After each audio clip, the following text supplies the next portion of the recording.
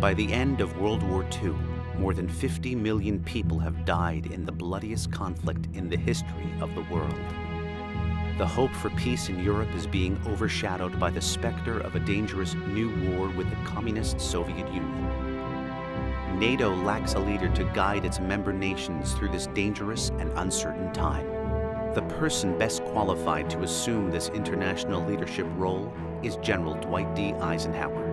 Whether or not you know it, I am now a Londoner myself. As Supreme Allied Commander in Europe during World War II, he led a coalition of forces to victory over Nazi Germany.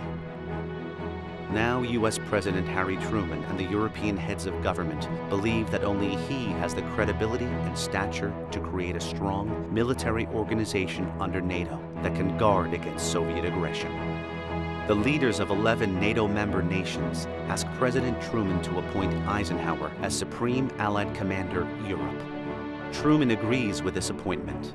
Eisenhower is asked to return to active military duty. As NATO's first Supreme Commander, Eisenhower's political skills will be put to the test.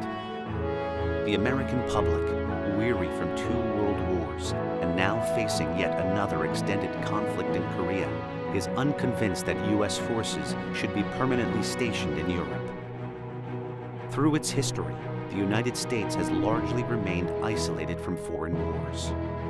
Eisenhower will now argue that America can no longer rely on its 2 oceans for protection. Collective security is crucial to preventing future conflicts. In Europe, Eisenhower's presence reassures the nations of NATO that the U.S. is a serious partner in their economic and military recovery, and instills confidence that the U.S. is firmly committed to the defense of Europe should peace fail with the Soviets.